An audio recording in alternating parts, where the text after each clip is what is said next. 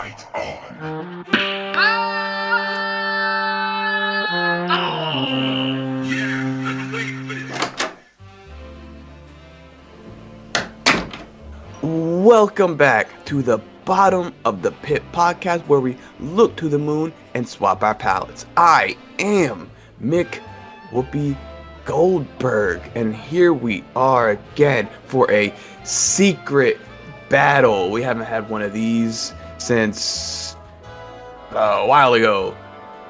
So we have been getting hella news, and it's been super exciting, so I had to bring on a pair of professional news talkers today.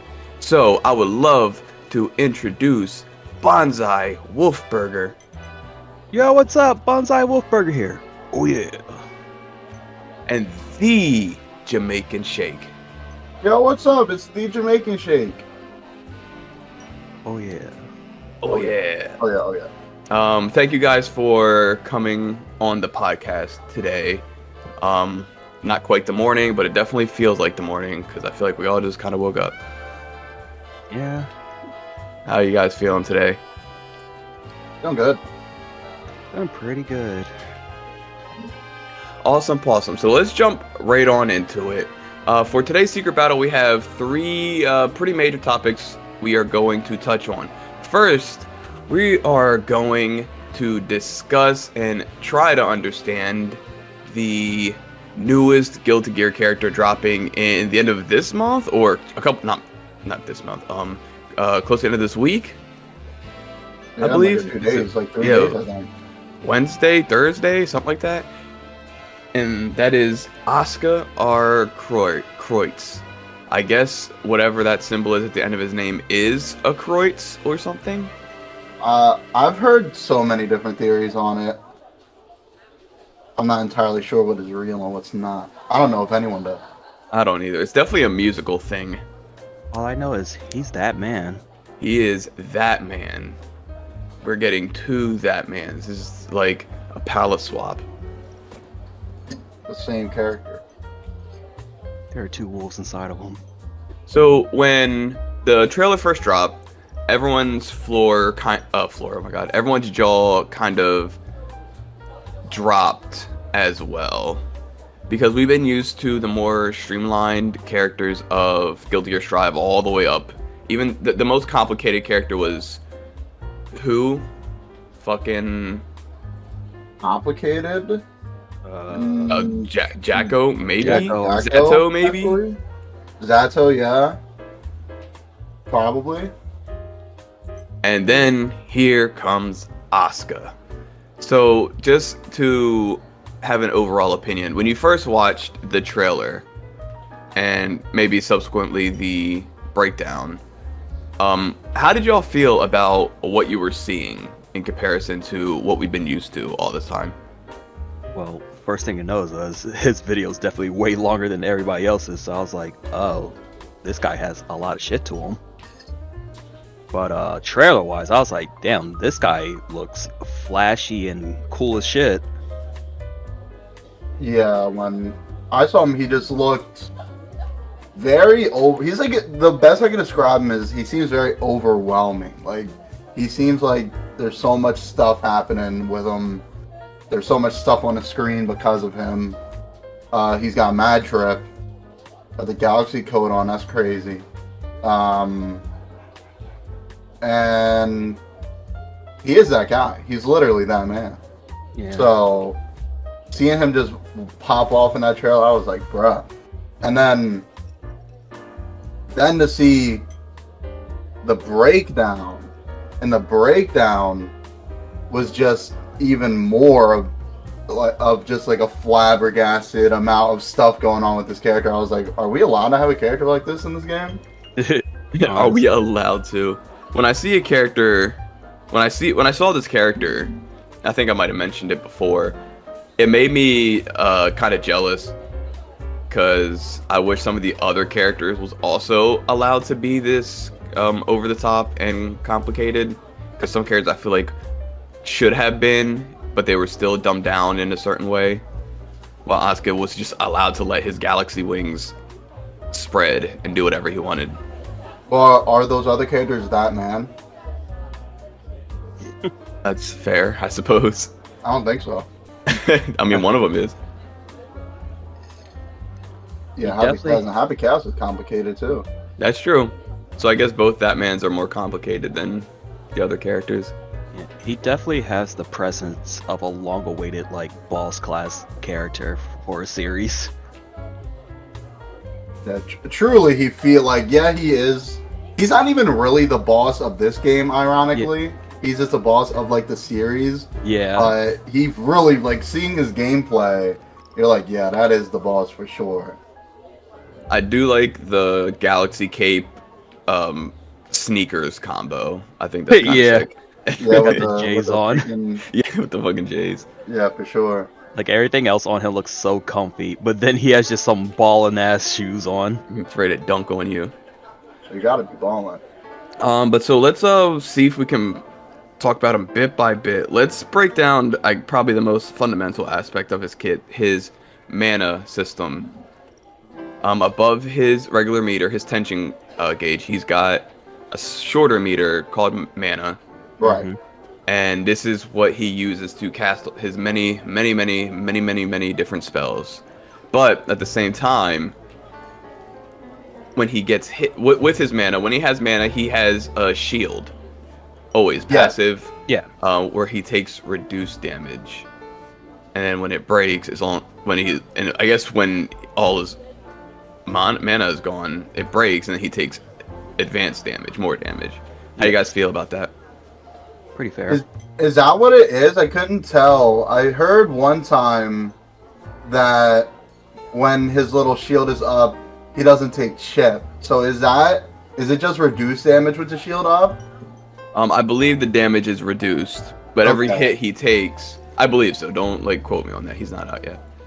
Every hit he takes reduces his mana also, and I believe when that runs out, his shield breaks Right. or goes down if it's not being hit. No, that's definitely possible. This was because I don't think they bring it up in his breakdown. Like, I don't know. I can't remember if they actually bring up his little shield health thing in his breakdown. Yeah, I'm not sure either. I watched it earlier just to kind of refresh, and I'm actually kind of wondering if the shield has its own health. Yeah, it's hard to keep up on it because there's such an overwhelmingly a lot of information on just the chants themselves that For real. you got Truly. It's hard to keep up on anything else. I mean, Like, it damn. having the increased or decreased, taking decreased damage when it's up, and then taking more when it's down, makes sense. Like, I'm not against that idea. I just feel like I never actually got a definite answer on it.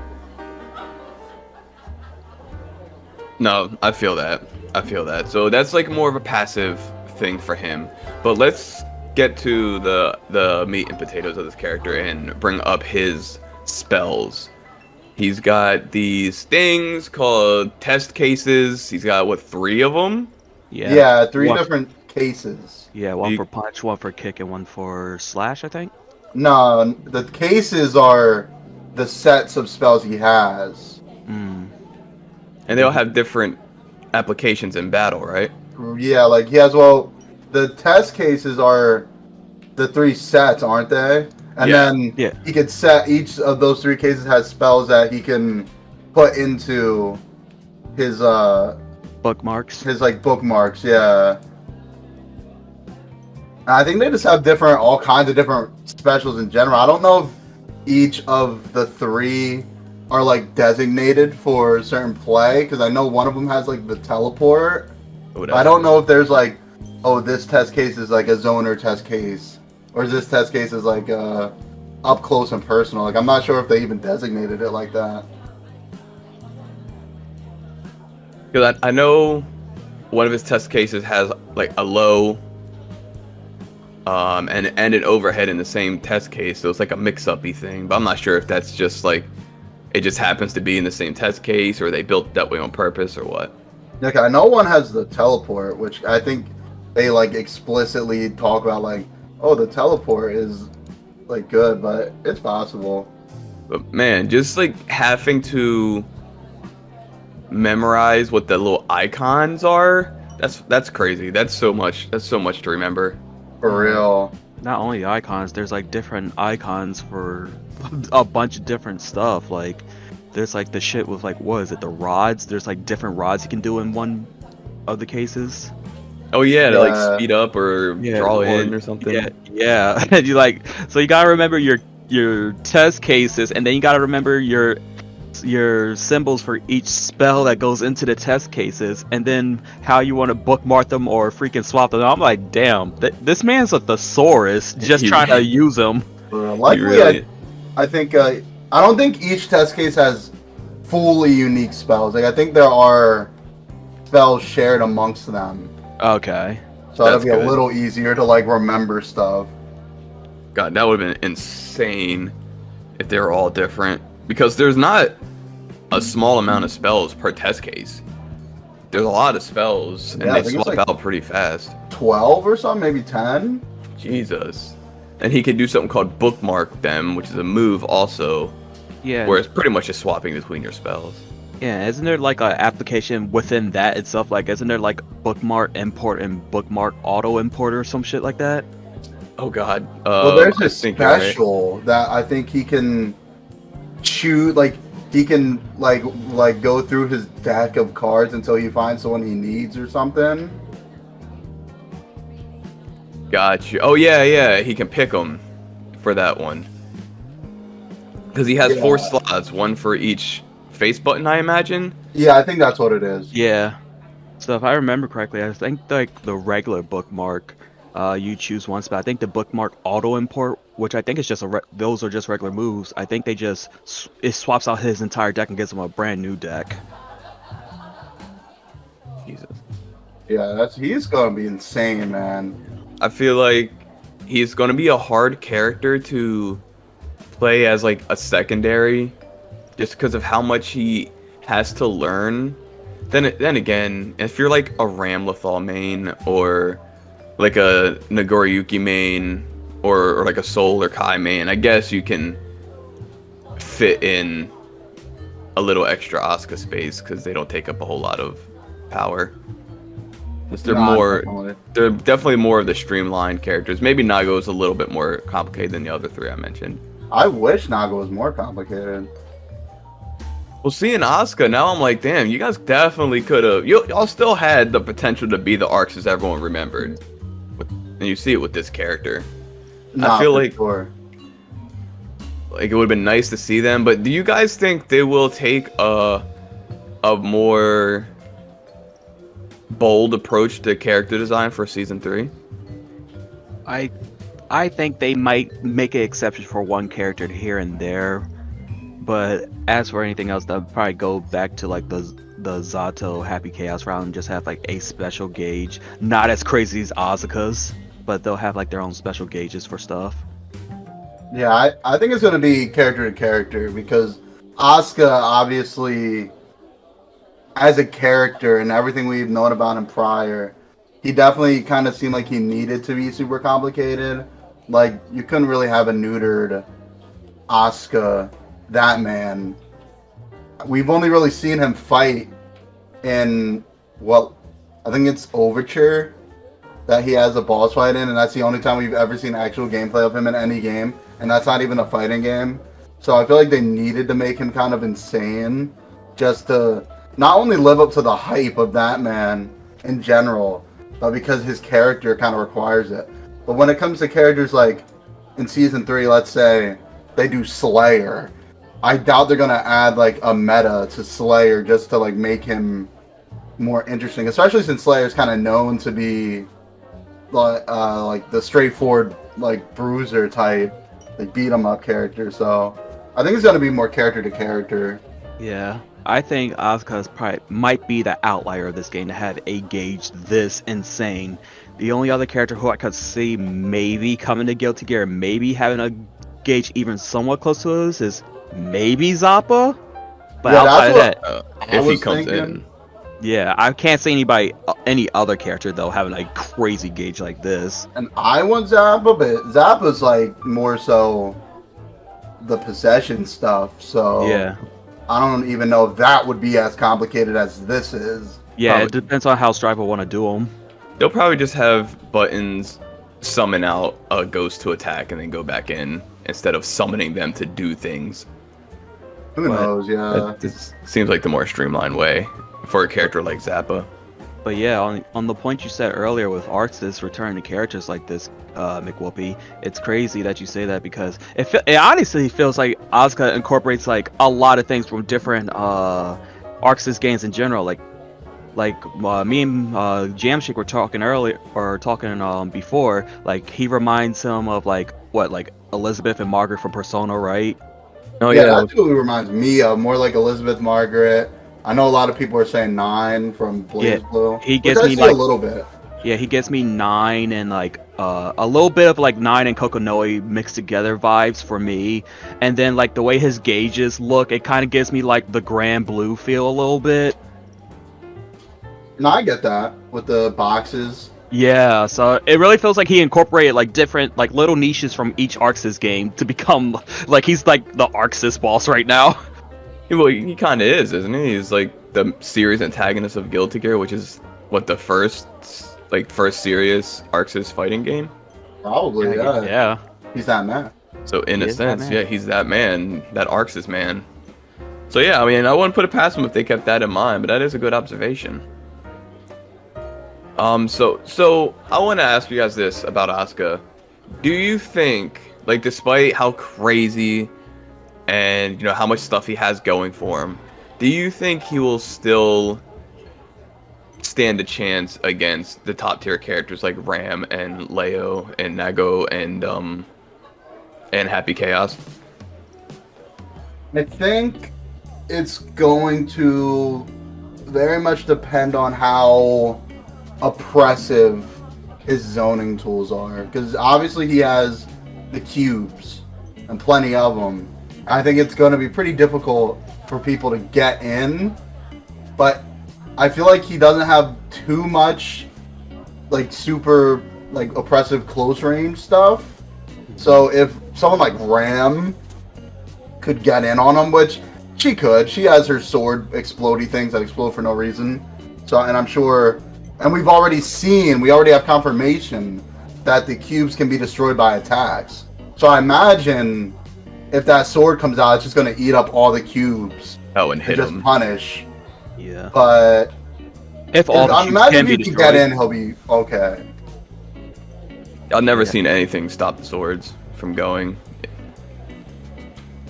Yeah, I would say even like if all the cubes can be destroyed, that's one thing. If some of them have armor on them, we'll see. Like a lot is going to be depend on like what we see out of them once it gets released. Because even someone like Jacka, where her minion can go through certain projectiles, would do good against them. And the order of those characters, I think it would be like Ram, Leo, and Nago in that order on how useful they could be against him. And it really is about how good they can just cover the field, maybe get in close to him. Yeah, especially because if he's run out of mana too, and he takes like the increased health, I feel like he's gonna lose health very fast, especially against like the top heavy hitters like Ram, Leo, Nago, maybe even the character like Happy Chaos. Yeah, even someone as far as Soul, if like the second they get past your mana, and they're just on you, and you're just like broken, will just keep on you. I foresee some touch of death combos working on shield broken Asuka. Kind of Yeah, how you for see sure. them on Chip and stuff. I feel like we'll see some cheeky little combos there. Because he takes some massive damage when he doesn't have mana. And also, it goes to the merit of who the Asuka player going to be, because he has all the things to keep you away. He has some good tools when he runs out, and he also has the mana recovery. So, depending on how good the player of Asuka is, they could just get around it, honestly, and find a way to keep even the top tier characters at bay.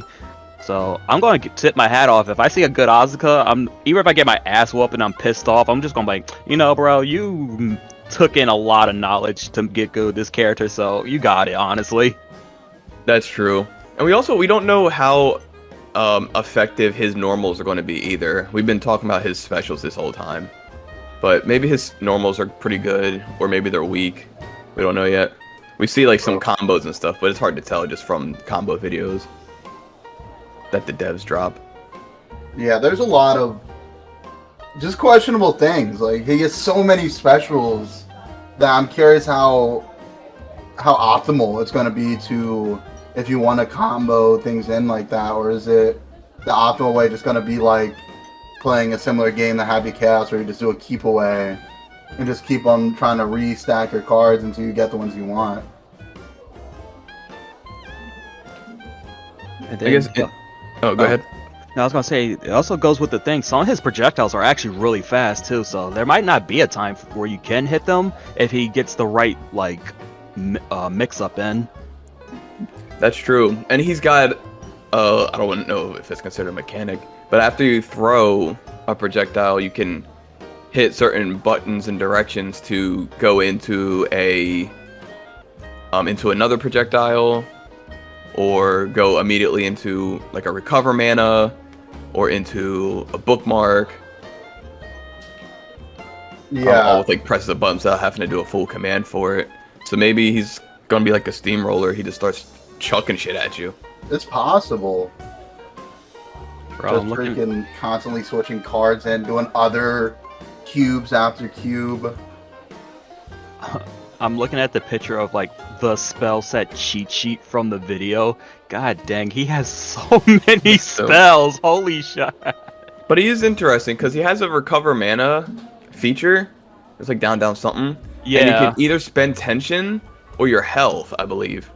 Or you can, I think recover you can your mana. spend nothing too, but it just, you're open. Oh, open and go slower. Like, if you spend health, it's faster. Oh, I dig it. That's cool. That's a cool thing. But that's just another layer onto this layered cake that's getting really, really high. And then he has his one special is a projectile. I doubt you can destroy that with a thing, and he can shoot it like straight forward or shoot it in the air, and it just revolves around in the air too. So that's also more pressure. Oh, Well, that's crazy. it's based on, it's affected by his staff special.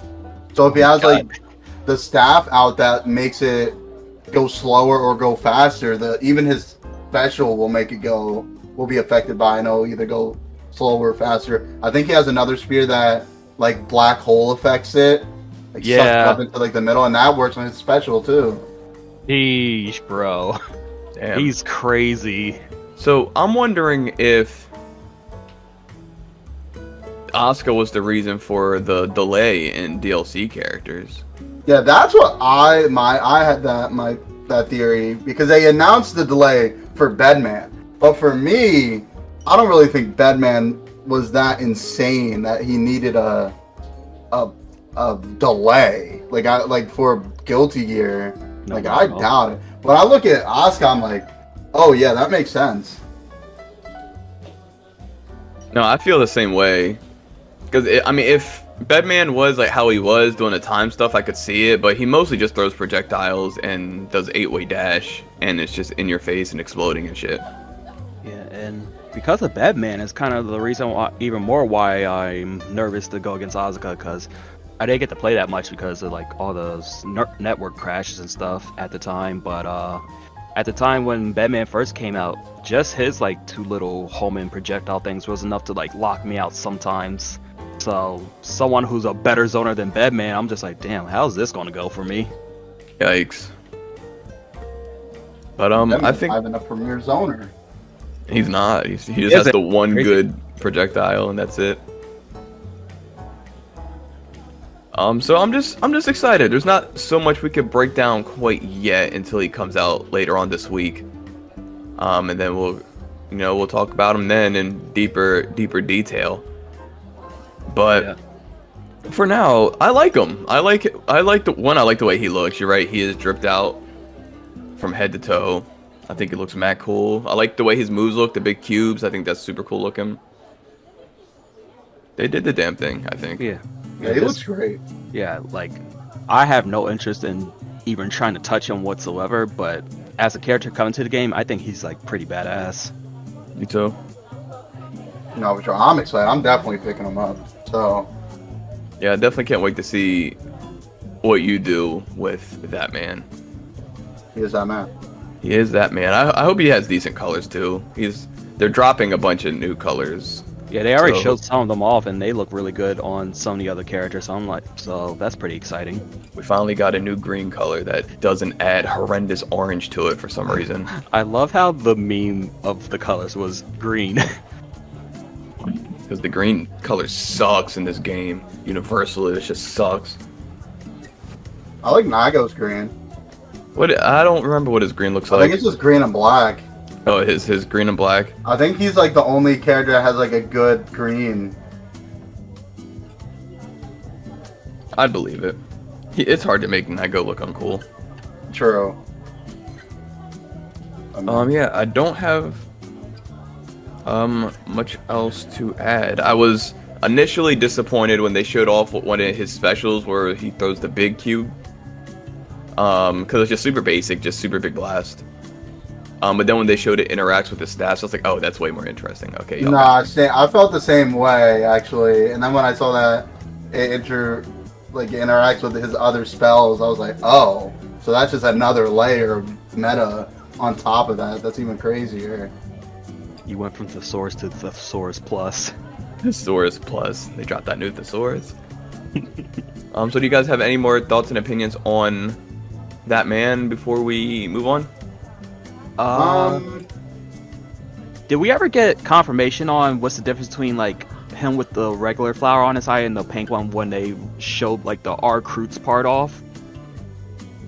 I don't know. I don't think we've got true confirmation. I've heard a lot of different theories, especially one where in like his original trailer, I think he's talking, he says something like, oh, you've noticed, like you haven't changed. And I saw someone theorize that could be him fighting against Soul in his arcade, and Soul recognizes that it's not really him, like it's some clone or something. And he's like, oh, you notice I'm not really here or something. Oh. So it's possible that it's just like he's not really him. That's all just a theory. I also heard one, which I don't know if it's true. I can't validate any of it. But I heard one person say that in German, the number symbol is said like doppel or something. And it like sounds like doppelganger. I don't know if any of that's true. I haven't done research on it. I'm not German, so I can't validate that. But I've heard that too. Interesting. It is interesting. Maybe that'll play out, but then again, maybe not. Yeah, who knows? No one's tried. Probably not. Right. Oh, and one more thing I wanted to say. Now that we're 2 seasons deep, and now that we got Asuka and Happy Chaos as well, I feel like they need to revamp their arcade mode. Instead of having, maybe you can still have like true Nago as like a secret boss or whatever, but I feel like now they need to redo it and have Asuka or Happy Chaos, or hell, even, I guess, I don't know, not like a stronger form of Ino either, but I feel like now they should do something like, I don't know, like rotate final bosses depending on the character you're using or something, so it's just more interesting.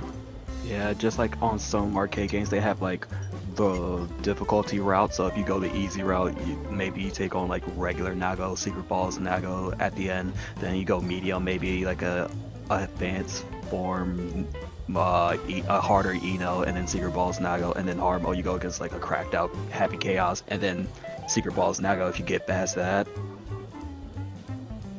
That'd be cool. Yeah, I think a road system would be pretty sick, actually. But they already disappointed us with the second story thing. So It's true. it's just us being hopeful. That is definitely true. Yeah, definitely. I'm wondering from this point forward, now that, I mean, even in the main campaign, Asuka himself is not even really a villain, and it seems he's an like ally. he's kind of outed himself to the world as who he actually is. So I'm wondering if on this point forward, is there going to be a completely new villain of the series? Now that both question. Happy Chaos and Asuka are kind of in flux. I don't know who it could be. Really I imagine it would have to be like a whole new character. a brand new one. Yeah, But okay. who do you bring in when you already have the series antagonist converted into a good guy, and then you have Happy Chaos, who's Just in limbo. pretty much the whole time. Who knows? Like Asuka's literally the creator of the world they live in, pretty much. Who knows? Maybe we'll get like a super powerful gear to play as. True, yeah, they could do like some new kind of like justice or something. Yeah. That'd be kind of cool, but we'll have to wait and see. But honestly, I feel like Strive, I don't want to say on his last leg, but I feel like season 3 might be the last season we get of Strive before they move on to either Strive Harder, or a new game as a whole. Yeah, I could see. Who knows though, because they have an act for holding their games on a pretty long. Even if they don't do like another season pass after the third one, I could see them doing something afterwards. Because this will only be the third year that it's been out. Is it 2020, 2019? Yeah, 2020. it was definitely pandemic. Yeah. It was like 2020, and like a game like Fighters, even though it's pretty much dying now, it still lasted like 5 years. Yeah. So I could see them doing something to last, because I don't think they've been. I would be shocked if they were hardcore developing a new game already. At least not another Guilty Gear game. Yeah. I could see that. Maybe Persona 5 Arena. I'm not gonna say that, but Let's fucking get it. Let's go. Let's go. Alright, well that's all I gotta say about Asuka and Guilty Gear as of now until the character comes out officially. Are you guys all ready to move on? Oh yeah. Cool. So the next big topic we need to touch on is the Mortal Kombat 1 trailer and some of the subsequent information we got afterwards. No gameplay quite yet. Then again, we never do, so I wasn't expecting much.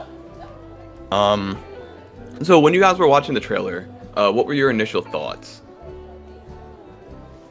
I think my initial thoughts were I like where the story progression is going from the MK11 into like this brand new.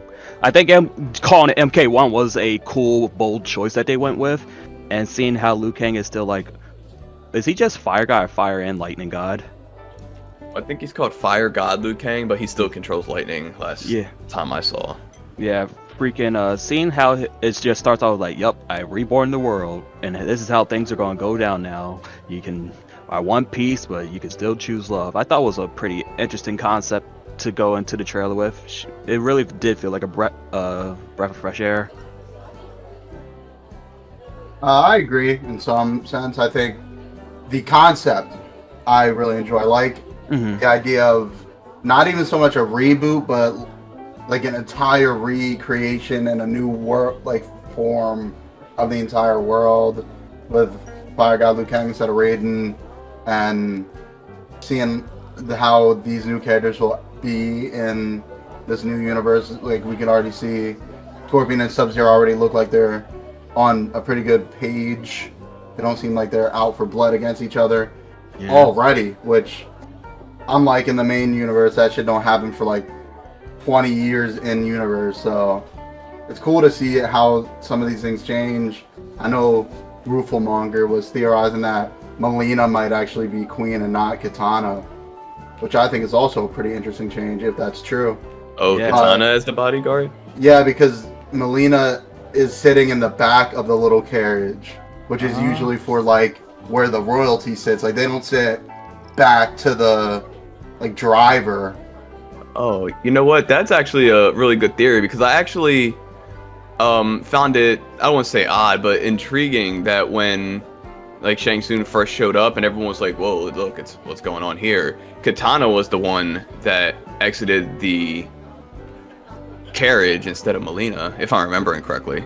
She at least like readies up first. Like she's like already like peeping it. Oh, that is a good theory, because I was just going to say on the same thing you said about Scorpion and Sub-Zero. I was going to say it's cool that, or different that they're not at each other's throats or anything. Adenia's like thriving at this point. Yeah, exactly. But I kind of hate the fucking title. I think Mortal Kombat 1 is like a dumb title to name it. I think they should give it a subtitle or something like. Yeah. It's like just confusing to Rebirth me. or something like, or like fucking. Just give it a subtitle, like anything. Like name it Mortal Kombat 1. I'm like, bro, we got 2 games that are called Mortal Kombat, and this is pretty much just Mortal Kombat again. But now you just have 1 in the title. No, I do like like you said, Mortal Kombat Rebirth would have been a Rebirth, like There's something. respawn. just something. You can Yeah, name it I feel anything. It doesn't even have to be about Rebirth. It could be just like a whole new, just a subtitle for anything. I'm like, you do not need to call it Mortal Kombat 1, bro. It just makes it harder to reference the actual Mortal Kombat 1 now, because now you gotta say something like the original Mortal Kombat 1 instead of just going Mortal Kombat 1. Right. You know what I'm saying? Before, with MK11, or not 11, MK9, we would call that, like before MK9 came out, we just called the original Mortal Kombat. But then when MK9 came out, which is officially just called Mortal Kombat, we could have called the original one Mortal Kombat 1. Exactly. Differentiate. But now we can't even do that. So now we're talking about the original Mortal Kombat. We have to literally say the original Mortal Kombat, or like Mortal Kombat 1992 or whatever year it comes out. I'm just like, y'all could have named it something else. No, I feel that it's a little frustrating. It just makes it weird. I'm not sure why they didn't go the subtitle route. Maybe they just don't like subtitles anymore. It's probably a business thing. Probably like, oh, Mortal Kombat 1, I could jump on here. It's just better for advertising and selling, I imagine. I could see that. But other than that, I'm excited. I'm excited for where the story is also. Seeing, Sub-Zero and Scorpion already kind of homied up is kind of cool. But they do a lot of implying that they could not be. True. Like, it's up to the players, like, oh, y'all could be cool, or you could be enemies, both when they're talking about Sub-Zero and Scorpion and Melina and Katana. So it's like, where are they truly when the story starts? Because these trailers usually are more implying of the themes of the game as opposed to the actual story of the game. True. Yeah, it makes it even more interesting, because it feels like it not implies, but it feels like there could be a chance like you're playing story mode or the campaign, and there's like a option selection, like you like, do you want to work with Sub-Zero or do you want to kill Sub-Zero or some stuff like that. I'm just like, oh, interesting. We're kind of like making our own story, so that would be kind of interesting to see how they imply and go into all this. Yeah, I'm interested because I don't know what's going to happen. My theory is now that Raiden potentially won't have lightning powers, who knows? That's still in the air. But my theory is Raiden is going to take the place of Shujinko, and he'll play conquest mode with Raiden. I feel that heavy. Oh, that's interesting. And he'll Okay. be going across the world as this Raiden, as this human Raiden, gaining moves. That's my theory. That is actually quite interesting. That's dope, and I think that's another thing that I really appreciate about this trailer is the fact that we have most of like old characters back, but they're remixed a little bit. Like we have Scorpion, Sub-Zero, but we got like OG Sub-Zero, and we got Scorpion. He's, as far as I know, doesn't have like the hell powers or anything yet. Who knows? Yeah, who knows? That's out And then- in the air. And now we have the Great Kung Lao this time, and now we have Raiden possibly without thunder powers and stuff. So it's very interesting to see how like the characters are like, we have our like OG characters returning back, but in like a different light almost. No, for sure. That's what I'm most excited about, I would say. Yeah, I just really want to see. I just really want to see it. How do you guys feel about Shang Tsung coming back? Mid. I think Shang Tsung is mid. Yeah, I don't know how to feel about it, honestly. I was just like, when they showed him, I was like, huh, I guess I don't know who I was expecting to be the villain, honestly. So when I saw Shang Tsung, I was like, yeah, okay, I guess. Like, I've always never liked Shang Tsung, especially if we're comparing Shang Tsung to Shao Kahn. But I also think it's a detriment to their story to have, the big bad is Shang Tsung, and then Shang Tsung immediately gets fucking murdered in the fucking trailer. That's true. By fucking Liu Kang. I'm So like, he's not very much of a threat. I wonder if that's them saying, like, kind of saying that Shang Tsung is going to be in the story, but he's not the main villain, because No, you don't kill your main villain in your first trailer. That's silly, right? Yeah, I I think definitely. so. Especially when you had a character like Fire God Liu Kang, I feel like you're gonna have to make an antagonist who's gonna like be able to put the hands on him at least. They've got to. But I really don't want them to just rehash Shao Kahn again. Nah, I didn't want that either. I just would rather have a completely new villain, or maybe push forward some villains that we haven't seen, like freaking Onaga or something. I would love to see Onaga actually, like, in like this new timeline. We can actually see him do the damn thing. Because Onaga's super interesting. Because one, he's mad powerful. He can resurrect people, which is cool, and he's like super potent in dark magics. He created a whole avatar that could travel between realms to trick Shujinko. Bro. So it's like, this guy is like, he's more than just Goro or fucking Moloch. He's not just big and swinging heavy. He has so much at his disposal he could be using. Not for sure. I definitely agree. I also like thought it would have been kind of neat if they maybe made like Ermac a big player this time. I feel like Ermac should be really strong, but he's kind of always gets like destroyed. He's always introduced super powerful, and then he ends up always being a jobber by the end. Exactly. But that kind of segues into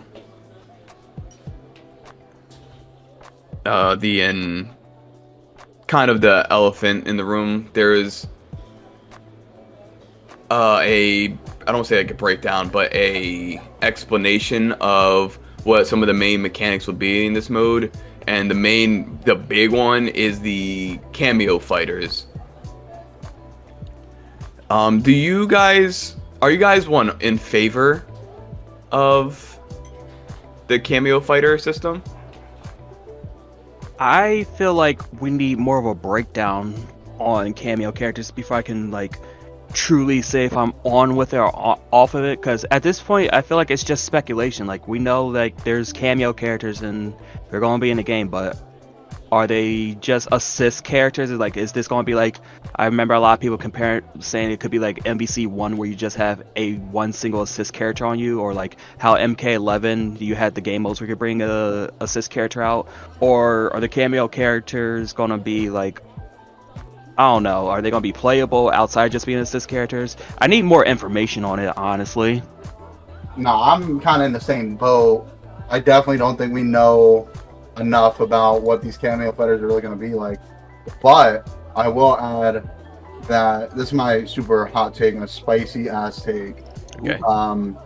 I think any game that is like, we need to evolve this style of play, like we need to add some layers into this game. What should we do? And I think any game that just is like, let's make an assist, I'm like, oh, you have no fucking ideas then. Like, the assist fucking fallback, I'm so tired of seeing it. I feel like I see it all the time, like, oh, let's just add an assist, like, this will be an assist game. I'm like, you couldn't think of any other meta or interesting thing to add into your game? Like, I remember hearing years ago at this point, before Street Fighter 6 came out, before we knew about it, I remember hearing rumors that they're trying to make Street Fighter 6 like a 2v2 assist thing. I'm like, that just feels like you can't come up with an idea to make your game more interesting, other than adding another character to the mix in fights. Like, it feels like you're just adding fake layers to it. Like, Street Fighter obviously has the drive system now, and Tekken has the heat, which are additional layers to your fighting system that are really interesting and cool. But Mortal Kombat doesn't have that. They're just like, we're gonna add another character that can pop onto your screen and lengthen a combo or do some move we don't even know yet. So that's where I'm at with it. I think it's kind of a lazy choice, but at the end of the day, it's more, I have to see what it's like how they actually implement it. Yeah. I agree. I see where you're coming from with that. I'm not fully in the same boat as that, admittedly. Because I don't think it'll be something as simple as hit the assist button. At least I really hope not. This would be really disappointing if it was.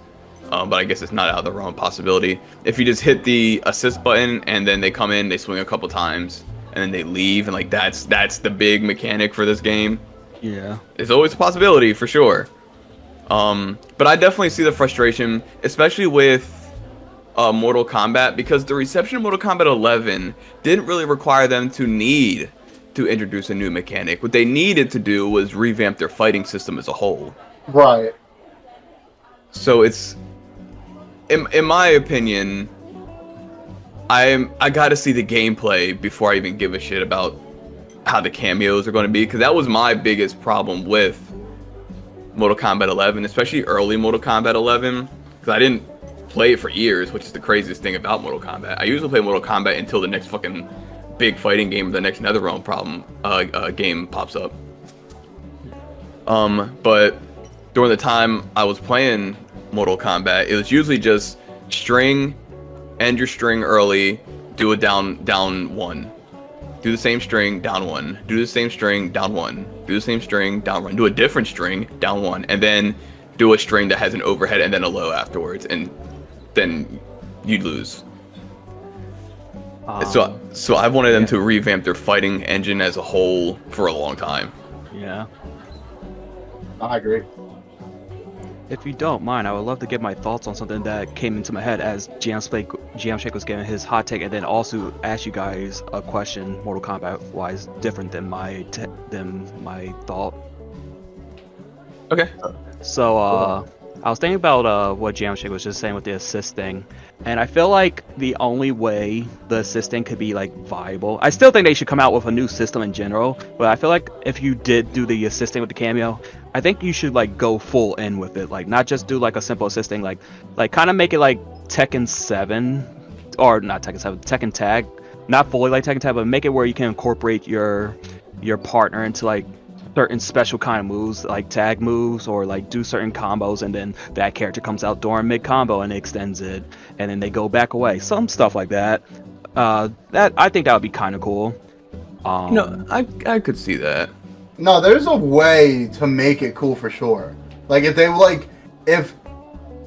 pairs of character truly like kind of act as a new character, like let's say if you have Scorpion and Sub-Zero as a cameo, then like his spear becomes like an ice spear or something, like that's cool. If they do stuff like that, like that's cool. But as we see, I'm just going to assume now because of how it's been explained to me, if it's just assists, then that's lame to me. Yeah, I feel that. And they've done some similar things before, like they made like a whole character like Noob Smoke at one point. And MK9 has also had some good tag features in it, so I feel they could expand on it if that was to become a thing. I would like to see stuff like that. And I could see that. Yeah. And then my question that I want to ask for both of you guys, gameplay wise, is do you guys think that Crushing Blow is like the new norm now, or do you think like people would want them to get away from Crushing Blows? Because I personally did not like Crushing Blows whatsoever, especially since some characters had it like made with Crushing Blows more than others. In my opinion, implying of course that NetherRealm took player feedback in mind, I think we're still going to get crushing blows, but one, I think they're not going to be as complicated to achieve. Thus, I think they'll be a little bit weaker than what they were. Then two, I hope that they are divvied out more evenly, and everyone has an easier time getting their crushing blows, as opposed to MK11, where you had Garrus, who could sneeze and get a crushing blow. Then you had Devora, who you had to do like a 6-step neutral to get her crushing blow to proc. Jesus. Yeah, I'm pretty much in the same boat. I think crushing blows as a concept is really cool. I think it's a cool idea to kind of make the X-ray system more engaging and into the fight itself rather than just building up a meter. However, I think they're balanced horribly. I think it caused so much, like, there are so many characters that are just garbage solely because their crushing blows are just ass. Like Shao Kahn had the worst fucking crushing blows I've ever seen in my life on that game, bro. Like, just absolute garbage. So, like, if they balance it well and like Whoopi said, it's divvied up very well and characters each have a good set of crushing blows, I don't mind them coming back. But if they're back in this pretty much the same exact way, I'm gonna be definitely cautious about it. I gotcha. Because outside like the whole speculation, like what the cameo characters and what possible system comes with that, I can't see or I can't imagine what if they come out with a new system what it will look like. So if they don't, it would be really interesting to see how we go with like the X-ray / crushing blows system on this brand new Mortal Kombat 1 game. It'll be interesting. I hope there's not as many long cinematic things. I feel like fatal blows were very long, and even like crushing blows when you're fighting characters who have a lot of easy ones were kind of annoying because it would stop the fight pretty often. I hope they keep things flowing smoothly in game more than how MK11 was. Yeah, I think 9 had pretty optimal length for their X-rays, so if they wanted to keep it on that length, I think that'd be good. I agree. That is a pretty good length. So the character roster that we know so far is Liu Kang, Kung Lao, Raiden, Scorpion, Sub-Zero, of course, Kitana, Melina, and Shang Tsung. Those are the only ones that we know that are playable right now. That's a pretty, we're definitely going to get more, of course. But those are all the ones that were pretty much in the trailer. Right. So, but then we have I guess it's a leak, right? A leak of the DLC characters. And just for, leaky spoilers for all you listeners here, the DLC list that we have right now is starting from the Mortal Kombat characters, playable Mortal Kombat characters. We have Quan Chi, Ermac, and Takeda. How do you guys feel about those three characters? I think they're all cool, but I'm still like confused on how they're going to do Takeda, honestly. But yeah, I'm in the same boat pretty much. Like Takeda, I'm a Quan Chi enjoyer, so I kind of like seeing Quan Chi. Takeda, I imagine will have to be an entirely different character. I imagine he'll maybe take more inspiration from Kenshi than he does Scorp in this one, just because of story mode shenanigans, but who knows? And who was the last one? Who was it? It was Quan Chi, Takeda, and Ermac. Ermac. I like Ermac, so I'm cool. I'm happy to see Ermac come back in any way. Yeah. Yeah, it was sad seeing him not be in Mortal Kombat 11. For sure. But I like those three as DLC characters. I'm okay with that. I would have preferred at least Ermac being base roster, but that's just being selfish. No, I kind of feel that. I just don't like when any ninjas are DLC because I feel like they should always be base roster. But that's just little kid Mortal Kombat fan talking. And who knows? Like you said, this is a leak list. They might change it up and just make them base roster and make other characters DLC. Too soon to say anything yet. That's true. That's a possibility. But my biggest fear was confirmed. So once again, half of this pretty sizable DLC roster list is guest characters, and even more disappointing, there is a theme this time around, and it is dark superheroes, being Omni-Man, Homelander, and Peacemaker. How do you guys feel about those three guest characters? I'm not upset with them in a vacuum. Like, I think I'm not mad that those characters are in. However, I am upset that all three of them are in the same fighter pass. I'm like, do we really need three guest characters? Like, if you're gonna have guest characters, it should be like one guest character per fighter pass. Like, I do not think we need three guest characters in one pass. I agree. That's excessive. If I can go off what Jamshake was just saying, I'm not upset with it either. I feel like each of those three characters would make sense and look good in a Mortal Kombat game. My hope, to going off of what you guys were just saying, is three guest characters in a pass. Is I would hope if they continue to do this, like maybe three Mortal Kombat characters, three guest characters, is I want them to, at least if they make that the norm for each pass, change up the theme of the guest characters each pass. Then, so see, the first pass is three Mortal Kombat characters and the Dark Hero DLC guest characters. Then maybe next pass we get like three more Mortal Kombat characters, and then it's a new theme of DLC characters. Like this one could be the horror movie slasher movie guest character pass, and then so on and so forth. So if they maybe format it like that, I think it would be a really cool pass system. But that's just my hope, honestly.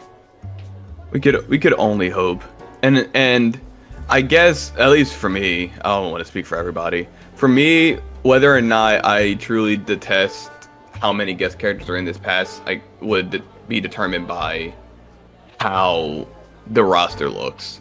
True. How many glaring omissions are there from the main roster? Who's really are we going to really miss out on some key characters while we're getting both Omni-Man and Homelander? Yeah. Not for sure, yeah. Because if it's like a roster that's a lot of just the same returning characters, I feel like that's going to be very upsetting. But if we have a lot of characters we haven't seen in a long time show back up, I think that'd be cool. I agree. The character I really don't want to see come back is Rain. The fact that Rain was DLC in 2 separate games the past 3 games. Like, either make him base roster or stop making him a DLC character. Was Rain in 11? Yeah. Yeah, he came out with Melina and them, didn't he? Yeah, it was with Melina and Rambo. Holy shit, I completely forgot about that. And then he was in Mortal Kombat 9 also as DLC He character. looked like an 11. Why am I blanking on that? He had like the more... It was like a royal prince Yeah, like a outfit. regal ninja type of shit. Oh, that's right. Jesus, Yeah, I completely forgot. Yeah, cause I guess we knew it was coming though, because he was with Melina in like the MK11 story, right? Or is that MKX I'm thinking about? No, I was MKX. Okay, yeah, never mind. They just was like, yeah, we love him. Was 10 the one he wasn't playable in? Yes. Okay. Yeah, that's right. Damn, I forgot about this. Okay, But yeah. you fought him in this story though. That's right, yeah. But he had like the Armageddon look in the game, right? Didn't he have like a ponytail Yeah, I kind of guess look he to him? It looked pretty similar to Armageddon now that you bring it up. I didn't even think about it, but yeah, I guess that is his Armageddon look. And he also had his Mortal Kombat 9 fighting style. That's right. And then they have Peacemaker also coming in, which I'm okay with that, to be honest, because he's I could see him in Mortal Kombat. He's fine to me. Yeah, he seems like he'll be fun, especially if they get Cena. Yeah, I want them to have That'd be hilarious. But it's strange having two Dark Supermen. I could see how they could differentiate them. They could definitely make Homelander definitely like more cocky with his animations than Omni-Man's super precise and brutal style. Yeah, but But definitely. still. If it's just like the theme of that pass, like I was saying earlier, I'm cool with it. But if they keep the guest character theme as like Dark Superhero and like see Combat Pass 2, Injustice Superman's in it and stuff, I'm like, oh god, here we go. Yeah. Injustice Superman. To be fair, I'm not a big fan of it either, but having like I imagine Homelander, they'll focus more on like his lasers and stuff since Omni-Man doesn't have anything like that. Oh, I'd be forgetting he doesn't have lasers. Yeah, I'll say he's more of just like a bruiser, so that could be what I would imagine they focus more on. But who knows? That could just be off. But yeah, that's a good point. Like with the base roster, because if the base roster is disappointing, and then we have to then turn around and deal with a bunch of guest characters, I'm gonna be like, damn, that kind of sucks. Yeah, that was the issue for me with Mortal Kombat 11 as well. Because I'm not inherently against guest characters if your main roster is strong. I just think the guest character should be like a sprinkle. Like I don't think they should be like an aspect of your game. Like they should I be agree. like, by the way, we have this, and you're like, whoa, that's cool. Yeah, I don't think it should be like, what character from a third party are we getting today? It should be like, wow, this is a great roster. And we have Homelander or something like that. That's what it should be more like. For real, that's definitely the best way to go about it. But I guess when you have so much at your disposal with WB and stuff, you can just pick whatever you want. True. And the DLC roster for the cameo fighters, because they're separate, the cameo fighters will also be DLC, which makes me think they'll be a little bit more complicated than just hit a button, they do an assist and run away. But we have, I hope I can remember all these because I don't have it pulled up. Tremor Chameleon with a K. So it's the female chameleon. Johnny Cage, surprisingly enough. Right. There's 5, so I'm missing 2. I have it up if you want me. Oh yeah, go for it. Like we said, Tremor, Johnny Cage, Chameleon. Then the last 2 are Movado and Farah. Movado and Farah. Just Farah. That's what's weird about it. Just Farah. Yeah, that's very interesting. Oh, yeah, Jesus. Then you have Movado. Movado, I was never a fan of Movado. I always thought he was pretty lame. Yeah, one thing I do want to bring up about these characters and what this leak, if it's real, like the question that it introduces is, does a character being a cameo fighter negate them from being playable normally? I don't believe we've gotten any confirmation on that. That is a really, really good question. Because Johnny Cage is a cameo fighter in this.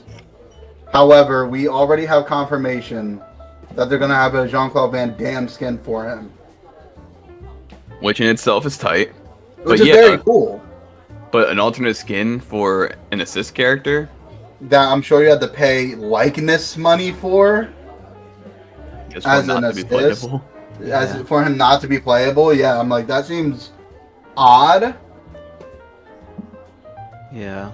Definitely hope definitely hope they're not just assists, because if the cameo fighters are just assists, that would be stupid, because already the cameo characters are showing more like variety than like the main roster. Bringing Tremor back again, because I thought putting Tremor and MKX was like a smooth, like different thing for them to bring out. And like, I know you were saying like Movado's kind of lame, McWhoopi, but just having like a new mix up of characters would be really cool, just in general. Nah, feel that. I really, my biggest L is like I'm kind of mad that Chameleon. It would just be a freaking cameo. 'Cause I wanted Chameleon back for a long time. Yeah, so it really knows? it really depends on what they really do with this whole cameo aspect. I know it's really hard to even think about it with no information of how it'll be, no gameplay or anything. It's all just speculation. It could turn out to be something something pretty awesome. I know when y'all brought up it affecting special moves, like someone said, like the Frost Spear or whatever, if you have Sub-Zero on the team. Yeah. If they really put in the time and the effort, which, you know, it's been how many years since Mortal Kombat 11 has stopped production, Yeah, so they can very work good on point. MK1. If they really put in the time and the effort to have each cameo fighter affect each playable character's special moves like that, like some crazy shit could happen.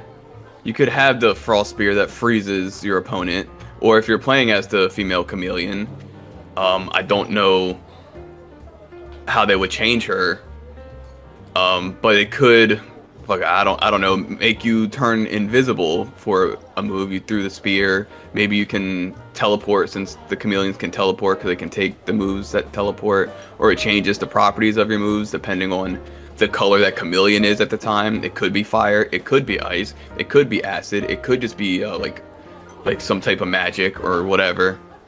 Kind of like a charade of moves you could pick from. Yeah, then I think if they really put their foot in it and really put in all that maximum effort, they definitely could have something pretty cool in their hands with cameo fighters. But that's up to them. Not for sure. Definitely, Indeed. definitely. Yeah, when I see this list of cameo characters, though, it creates, like, I'm definitely curious, because I mean, Movado's pretty lame, but in this day and age, I feel like they could make Movado a cooler character. And having Farah makes me feel like maybe Farah will just go she'll become like the Tor, Yeah. which I think is pretty neat. Yeah, I agree. But again, it relies on what cameos end up being in the long run. True. So until we see that, we don't even know like what to expect, how excited we should be, how disappointed we should be. It's all just speculation. Definitely. So Cole Young. Cole Young, yeah, Cole Young for Mortal Kombat 1. It's already So- confirmed. Just a few smaller, well, not smaller, but not really discussion things. The game is dropping September 19th, which is less than 4 months away. Yeah, which is in character for MK. Very in character for MK. So, I mean, I'm not upset about that. Shang Tsung is the pre-order bonus. Mhm. And you don't need internet to play offline like Which you is do cool. now with MK11, which is good. And rollback, of course. But Of course, yeah. you know, we don't need to say that anymore. And it's next gen exclusive, which is good. Which is Yeah. very good. I'm very happy about that. Yes, they're leaving the PS4 and the Xbox One behind. I almost said Xbox 360 and the Yeah, Xbox One behind. Yeah, we don't want to sound privileged or bougie or anything to people who don't have new gen consoles, but Oh no, I do. no, I was gonna say I was gonna say something that Jamshake has brought up to me before. Is like new gen consoles are way more accessible now, so Mhm. No, they are. Going We're to not- a Best Buy, it's right there, bro. You just have to spend the money for it. This is not new gen. This is like current gen. We've been Yeah, in this we're gen in for yeah, Current yeah, gen. true. We're 3 years into this stuff. Yeah, bro. we're current gen, so dropping games on PS4 is asinine anymore. It's like being a PS4, like the 6th year of PS4 being out and dropping a PS3 game. Yeah, it's like you can't do it. It's You like, can't it do doesn't make sense anymore. It did, 2-3 years ago, but now you gotta move on. Let PS5 just exist without PS4 riding its coattails now. I Put your agree. money and get a PS5. But that's really all we can talk about with Mortal Kombat 1. It's still as violent as ever. Shang Tsung really came to his body to everyone in the most gruesome ways possible. They have really cool costumes so far. They have cool costumes so far, but we can't do much story speculation here, at least. because we just don't know. And this definitely is not a good. This trailer is definitely not a good indicator of what the story is going to be as a whole. Yeah, hopefully get more information sometime soon at one of these tournaments. Hopefully in like 2 days would be ideal. Yeah. That would be ideal. And then we can come back and we can talk about a deeper dive into both Asuka and Mortal Kombat then. Yeah, that'd be dope. So to move on to our final topic, to wrap things up, let's just do a brief talk about our experience with the Street Fighter 6 beta that just ended. The difference between this one and the last time we talked is the first time we talked about it was the closed beta, and we were pretty much just learning about like how to even play Street Fighter 6. But now we have a lot of experience with at least the characters that they've allowed us to play as with Street Fighter 6. Now we're playing this beta with way more experience than before. How would you guys describe your experience with the Street Fighter 6 open beta this time around? How'd you go first, Jam? Oh, do you mean experience in systems, like the game itself, or do you mean from an online perspective? Just playing the game this time with all these people. I guess it's a little different for you, Shake, because you were the one who actually got the closed beta, so you could play it on your free time if you wanted to. Yeah. But me and Banzai, we didn't have that opportunity last time, so I guess it would be different for us. But still, now that you coming into this open beta with like the demo under your belt, the closed beta under your belt, when you like started just fighting people and actually learning your character, how was your experience with that? I would say it's very positive at the moment. It's having, now that I'm a little bit more experienced overall, I'm starting to dip more into the actual systems of the game with the drive rush and understanding more drive impacts and things like that. I'm enjoying it. I think it's very good. There are things that definitely I question a lot, just how powerful something might be or how not powerful something else might be. Like balancing, not even that it's balanced poorly or anything like that, but it always brings up the question of dang, how overwhelming is this going to be altogether, or should this be better?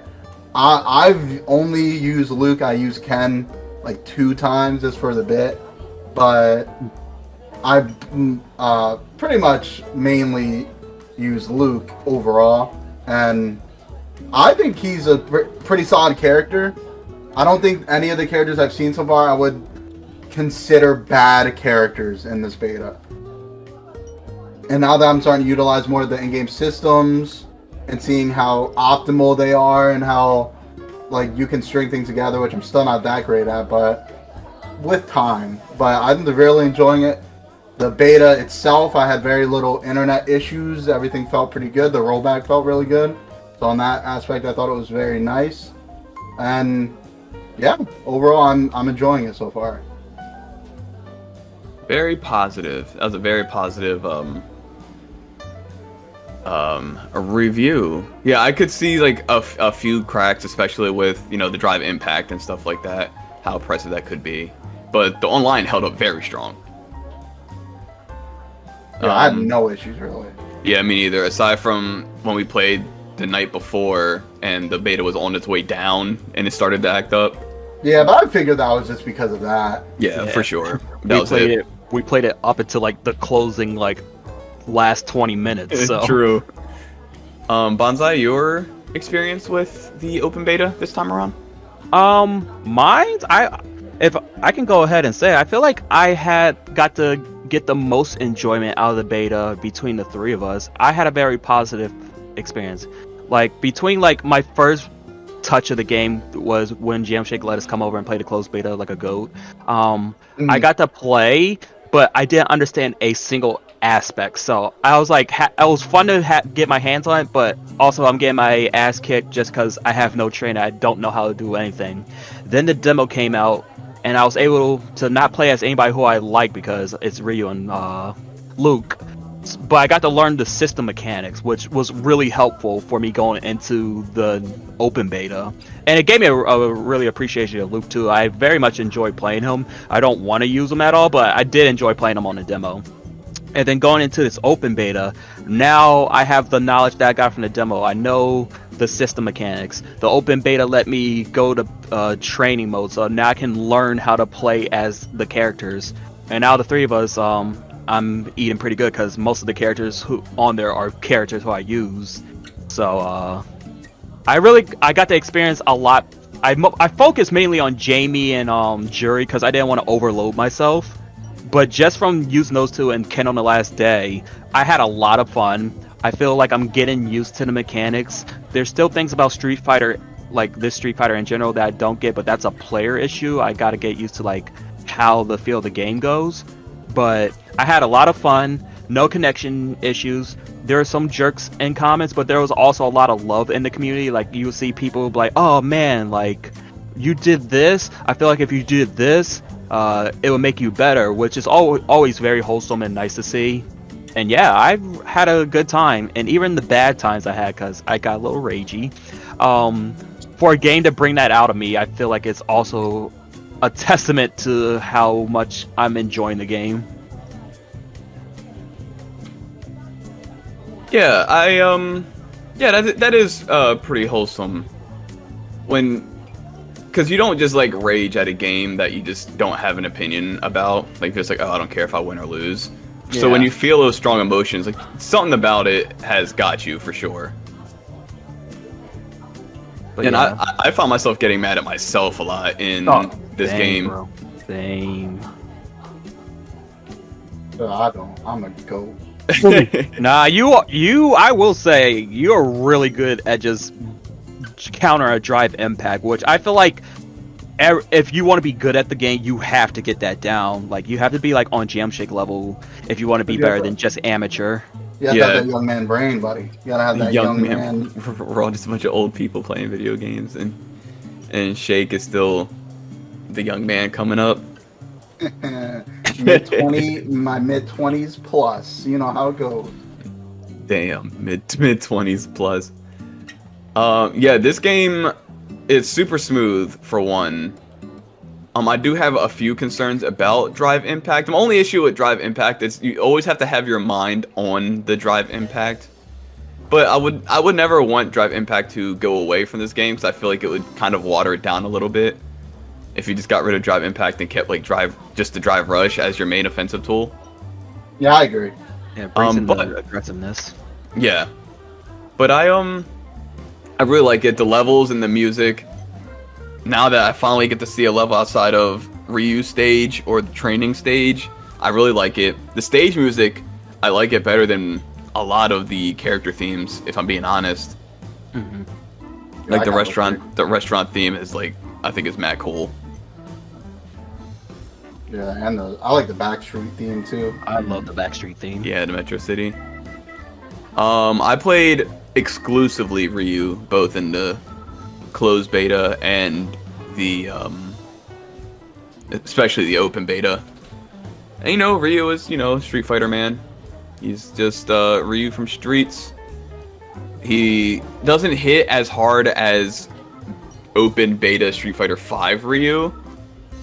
No, but he could definitely dish out the damage if he wants to. He's simple, of course, but not as simple as we're used to him being. He's got a few things. They added some Kage things to him, which is interesting and cool. Shows his growth as a character, where he recognized the strengths of the Satsui, but he did exactly what Gouken did and turned it into a non-lethal form of it that he could use without killing his opponent, which is top tier storytelling in gameplay. Lame, dude, lame. Wow. Lame. President Akuma main here. Lame, man. Kill everyone. And as the President Ryu main, how did this make you feel? This makes me feel like he's throwing away his humanity for the sake of victory. Confirmed. He said he's a Ryu main. He's a Ryu main in the open beta. In the open beta, I'm not a Ryu main in real life, at all. Once the game drops, I probably will never touch Ryu again. But Ryu carried me through all this waiting time for Street Fighter 6. I appreciate they gave us a demo. I appreciate they gave us 3 betas to play. I couldn't imagine not tearing my hair out waiting for this game without it, waiting all this time, knowing that it's finished. Or finished for the most part. I'm sure there's polishing up at this very second, but I'm very excited. Yeah, honestly, McWhoopi, it's kind of like edging you, because now when the full game comes out, now you'll be able to fully experience like playing with characters that you actually do want to use and get the practice in and enjoy the mechanics. So you'll be kind of like pretty much starting all over again. I will be like only thing that'll transfer over is strategies for the drive system, but I've got to start from the ground up with my mains that are all locked into the full game, every single one of them. So it's like I'm extra excited, and in a way I'm thankful that none of my characters were in any of the stuff, the demo or the beta, because it just keeps me extra hype. Like if I could have learned everything with Blanca now, like what is there to really look forward to? No, I agree. I'm kind of in the same boat. Like, I'm happy that I had at least one character in the beta that I can just chill with, but I'm happy there's going to be characters I'm interested in playing that kind of makes the full game release feel like a big deal still. Like all my characters were in the beta, and then I've been playing the open beta for like a few days, and then the full game came out, I'd be like, oh, I've kind of just been playing the full game this whole time anyway. But that's not the case. The 2 other characters I really want to use aren't in the beta, so it's like still when the game comes, out, it'll be like a new experience. Yeah, and I'm happy y'all get to enjoy that too. Yeah. Thanks, Banzai. Thanks, Banzai. You're welcome. Well, your declared main's also locked behind the full game. Yeah, I can't wait to get my hands on Lily, especially like understand the drive mechanics more. Like I can't wait to see like who I actually main between Jury and Lily at this point. That's exciting. That's very exciting. And there's also Cammy, who I didn't get to use, so just yeah. I still got some characters I get to learn too. All 8 of them. But yeah, man. This open beta was nice. It was just definitely a nice weekend. I spent most of it playing the beta, and the fact that I didn't get bored one time, I sunk so many hours into it without realizing it. It was like, damn, I ain't done this with a fighting game in so long. Because Guilty Gear just like gets me so tilted sometimes, because I'm not that great at Arxis games. And Guilty Gear has so much bullshit in it that's expected out of an Arxis game, which I'm not knocking it for. Arxis fans of that, like, I'm happy for them, but I'm not a fan of degeneracy, like hard degeneracy in fighting games, which is why I play the more grounded games. Yeah, and I'm like the exact opposite of you, where I have to get my head out of Arxis game mode to play this game, so it's like 2 different dualities. So I'm excited. I'm very, very excited for this game to drop in its full entirety. I'm excited to see, play the World Tour mode, build my character. I'm excited to play online and fight people. I'm excited to hang out in the Battle Hub with the homies and just run in sets. Because the Battle Hub is really cool. They have this very, very nice jazzy music playing in the background the whole time. Yeah, because within that like last 10 minutes before we got off, we were just like messing around, not even fighting, just running around the Battle Hub, and then other people were joining us. So it was like a really good feel, honestly. It was. It's definitely a community feel, and I really fucks with it. And I also very much appreciate the beta lasted longer than what we thought it was going to. We thought it was going to go away like noon on Sunday, and it lasted till 3 a.m. as of recording this right now. Yeah, it was definitely better than the closed one, because the closed one I feel like just shut down so fast. I was just like, damn, I wish I had more time. There was time now. And then the closed one, was it open the whole time, or was it like only during select time periods? No, I think it was open for that time, but it ended at like 3 p.m. on the last day. So it wasn't like you got like a whole long time with it. Street Fighter 5's, I remember, was really annoying because it would be like a single day on like a Thursday at like 6. That's right. I do kind of remember that, yeah. That shit was so weird.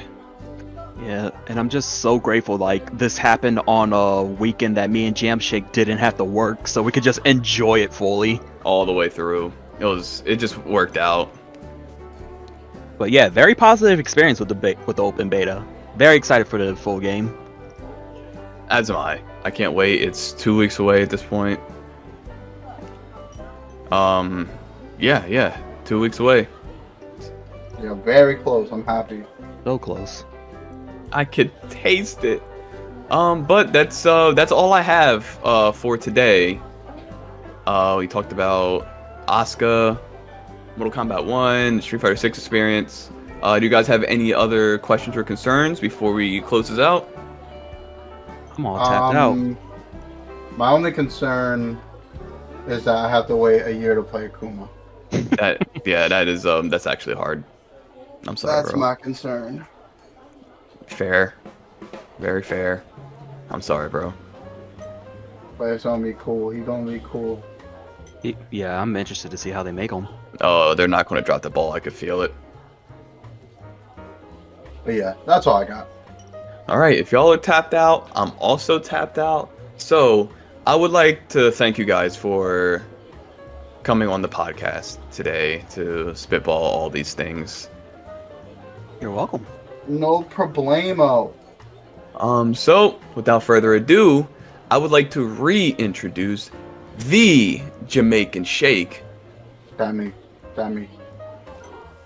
and Banzai Wolfburger. That's me. Oh yeah. He's been the Jamaican Shake. He's also been Banzai Wolfburger. And I've been Mick Whoopi Goldberg.